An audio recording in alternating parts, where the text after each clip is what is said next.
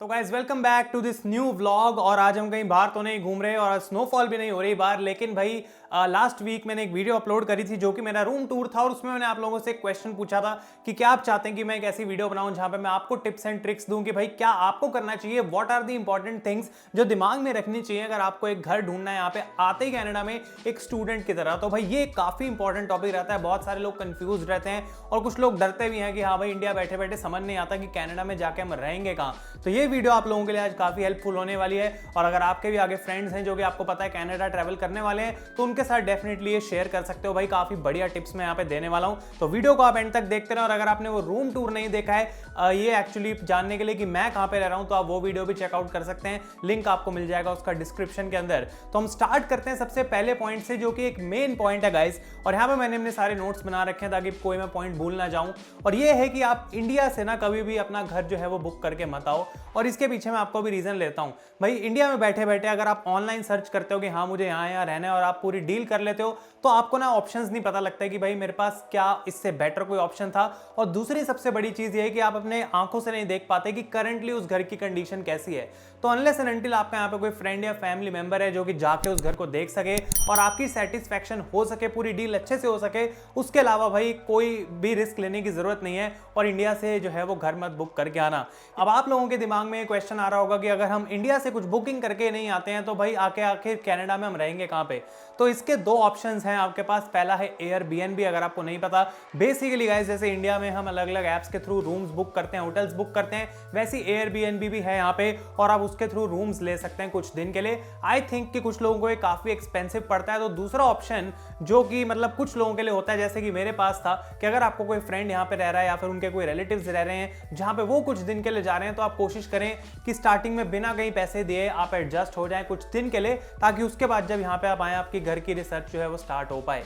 तो I think ये कुछ ऐसी चीजें हैं जो कि आप कर सकते हैं और पैसे भी आपके बच जाएंगे। लेकिन अगर कोई और ऑप्शन नहीं है तो एयरबीएनबी ऑब्वियसली है, उसकी आप ऐप डाल सकते हैं, अपनी लोकेशन उसके अंदर डालेंगे तो आपको भाई सारे रूम्स मिल जाएंगे जो भी उस एरिया के अंदर अवेलेबल हैं। अब मान लेते हैं आपने कुछ बुक नहीं करा भाई और आ गए आप कनाडा। अब आपके पास टेम्परेरी तो जगह है लेकिन अब आपको अपना परमानेंट घर ढूंढना है, तो यहां पे मैं आपको बोलूंगी ऑनलाइन ही अपनी रिसर्च स्टार्ट करना, क्योंकि वो बेस्ट ऑप्शन है।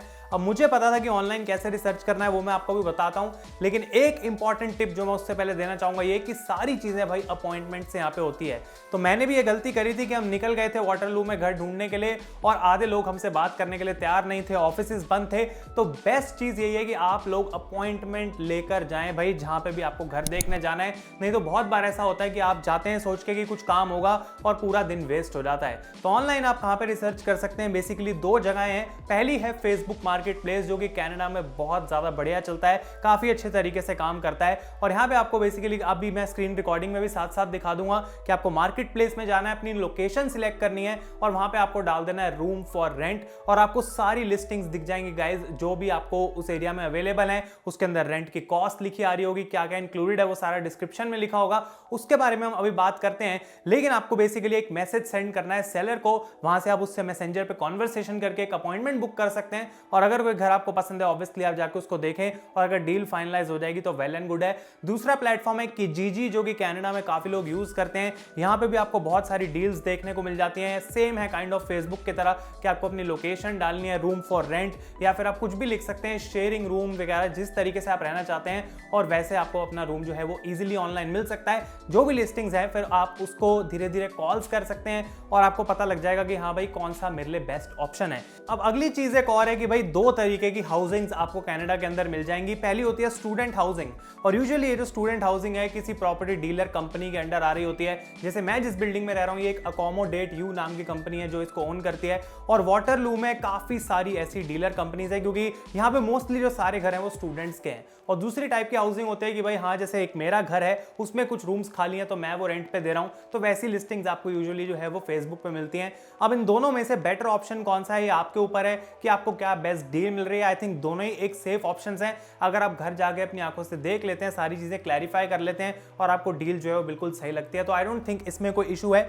अब अगली चीज ये है कि भाई घर के अंदर इंक्लूडेड क्या क्या है, क्योंकि यहाँ पे ऐसा नहीं है कि हर चीज का बिल भी आपको अलग से भरना है एज अ स्टूडेंट। कुछ लोग ऐसा करते हैं कि भाई आपको एक बेस रेंट दे देंगे सस्ता सा, लेकिन उसके ऊपर से आपको बिजली पानी हर चीज का खर्चा भी खुद से देना है, और वो मैं बिल्कुल रेकमेंड नहीं करूंगा। तो आपको मेक श्योर करना है कि यूटिलिटीज यानी कि हाइड्रो, आपका इंटरनेट, आपका फर्नीचर, आपकी बिजली जो भी है वो मोस्ट ऑफ द चीजें इंक्लूडेड होनी चाहिए रेंट के अंदर, क्योंकि अगर वो होंगी तो आपके लिए बेनिफिशियल रहेगा। आपको हर महीने सोचना नहीं पड़ेगा कि मुझे 5 अलग अलग तरीके के बिल देने हैं।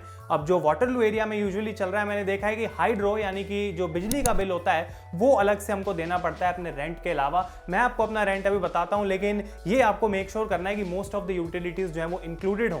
अब दूसरी चीज आती है फर्नीचर की। कुछ लोग यहाँ पे घर देते हैं भाई अनफर्निश्ड और कुछ लोग देते हैं फर्निश्ड। मुझे फर्निश्ड मिला था, जैसे कि मैंने रूम टूर में बताया, ये बेड, टेबल और ये सब चीजें कुछ बेसिक इंक्लूडेड थी ताकि मेरे को आते ही उसमें इन्वेस्ट ना करना पड़े। लेकिन अगर आपको क्या अनफर्निश्ड रूम मिल रहा है तो आपको लेना चाहिए, तो मैं रेकमेंड करूंगा कि आप बिल्कुल ले सकते हैं। अब आपको 2 तरीके के यहाँ पे ऑप्शंस दिए जाएंगे कि भाई या तो फर्निश्ड रूम ले लो सीधा, या फिर आपको मंथली एक पैकेज देना पड़ेगा, $50 और देने पड़ेंगे ताकि आपको फर्निश्ड रूम मिल सके। तो वो गलती कभी भी मत करना। अगर अनफर्निश्ड रूम मिल रहा है, आप सारी चीज से सेटिस्फाइड हैं, तो भाई फेसबुक मार्केट प्लेस पे जैसे घर ढूंढ रहे थे वैसे फर्नीचर भी मिल जाता है। आई थिंक अप्रॉक्सीमेटली $150 के अंदर आपको पूरे रूम का अच्छा खासा फर्नीचर मिल जाएगा, और आप वहां पे 1-2 साल जितना भी है वहां पे बिता सकते हैं इजीली। तो कोई फायदा नहीं है कि हर हफ्ते आप $50 एक्स्ट्रा दे अगर आपको भाई फर्नीचर चाहिए। तो ये एक चीज आप याद रखना। इसके बाद हम बात करते हैं भाई, तो ये एक बहुत इंपॉर्टेंट चीज है घर ढूंढते हुए, कहीं पे भी आप वर्ल्ड में ढूंढ रहे हो, वो है कनेक्टिविटी, ट्रांसपोर्टेशन। आसपास क्या खाने पीने की जगह है, ग्रोसरी कर सकते हैं या फिर नहीं। अब मैं आपको अपना एग्जांपल देता हूं भाई। लिटरली वाटरलू में मेरे घर के पीछे ट्रैम स्टेशन है, सामने बस स्टेशन है, तो मुझे कहीं पे भी कम्यूट करना हो ईजी है भाई, ज्यादा पैदल नहीं चलना पड़ता। और दूसरी बात ये आते ही मुझे यहाँ पे गाड़ी की कोई नीड नहीं फील हो रही है।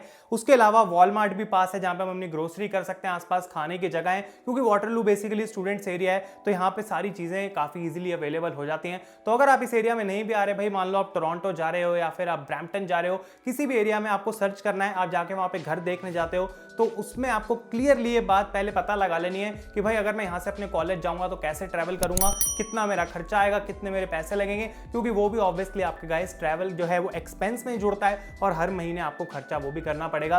तो ये पॉइंट आपको मेक श्योर करना है। अब अगला एक इंपॉर्टेंट पॉइंट आ जाता है, वो है कॉस्ट का, कि कितने पैसे मुझे अपने रेंट पे खर्चने चाहिए। तो अपने रेंट की मैं बात करूं तो वो है गाइस $450 पर मंथ, और उसके अलावा हाइड्रो यानी बिजली का जो बिल है वो अलग से आता है, जो आई थिंक पर पर्सन हमें $10 to $15 पर मंथ पड़ता है। तो टोटल आप कह सकते हैं 465 या 70 तक हमारा रेंट चले जाता है।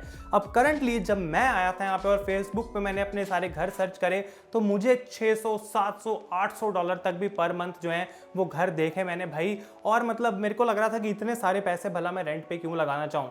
तो एक टिप मैं यहाँ पे आपको देता हूँ, जो कि शायद आपको और कोई बताए ना, कि भाई अगर आप एक ग्रुप ऑफ फ्रेंड्स हैं, क्योंकि मैं जानता हूँ बहुत सारे लोग ऐसे आते हैं कि 4-5 भाई लोग इकट्ठे हैं, तो हम जैसे 5 लोग इकट्ठे हो गए थे सेम कोर्स के, और हमने पूरा का पूरा 5 बेडरूम अपार्टमेंट एक ही टाइम पे जो है उसके लिए कॉन्ट्रैक्ट साइन कर दिया।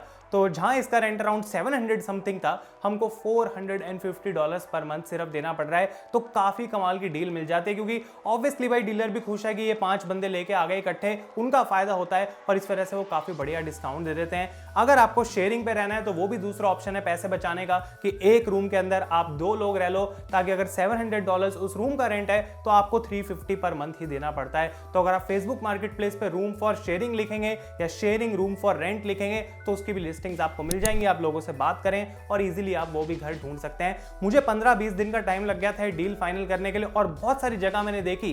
तो रेंट जो है करंटली गाइस कनाडा में बहुत ज्यादा बढ़ चुका है। मैं यहाँ पे देख रहा हूँ कि लोग भाई $800-900 भी पर मंथ दे रहे हैं, और मैं आपको बिल्कुल रेकमेंड नहीं करूंगा इतना ज्यादा स्पेंड करना ऑन रेंट, क्योंकि आप पहली बात तो भाई बाहर रहोगे, पार्ट टाइम जॉब आपको चाहिए ही यहाँ पे आके, और उसके ऊपर अगर आप वीडियो चाहते हैं तो वो भी कमेंट्स में मुझे बताएं।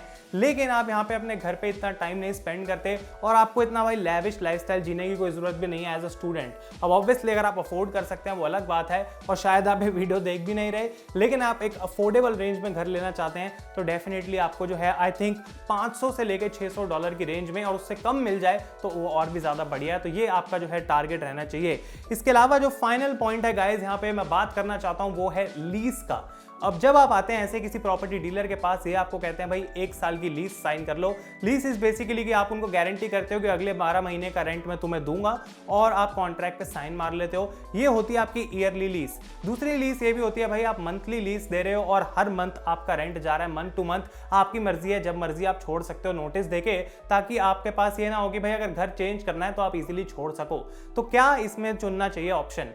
अब मैं बोलूंगा कि अगर आपको मेरी तरह एक अच्छी लोकेशन मिल जाती है जहां पे आपको पता है हाँ भाई सब कुछ आसपास है, कोई ऐसी दिक्कत नहीं है, रेंट भी ठीक है और मुझे अगले 1 साल में कोई ऐसी नीड नहीं पड़ेगी मूव होने की, तो आप बेझिझक जो है 1 साल की लीज साइन करके वहां पे सेट हो सकते हो और 1 साल बाद जब लीज खत्म होगी तब आप अपना अगला घर ढूंढ सकते हैं। लेकिन अगर आपको बाय चांस स्टार्टिंग में आके अपना परफेक्ट या फिर बेस्ट पॉसिबल घर नहीं मिल पाता जो आप ढूंढ रहे हैं, तो कोशिश करेगी भाई आके 1 या 2 महीने के लिए किसी एक जगह पे रह लो, ताकि एटलीस्ट रहने की एक जगह मिल जाए और साथ साथ सर्च अपनी कंटिन्यू करते रहो। और जैसी जो लीज वाली जगह मिलती है या फिर नॉर्मल भी अच्छी जगह मिलती है तो आप वहां पे मूव हो सकते हैं। अब ये प्रॉपर्टी डीलर्स यूजुअली लीज वाला करते हैं भाई पूरा भसड़, लेकिन अगर आप नॉर्मल किसी घर में जाके किसी ओनर से बात करेंगे तो हो सकता है कि वो आपको मंथली भी रेंट दे देते और आपके जो है कोई लीज एसेट साइन ना हो।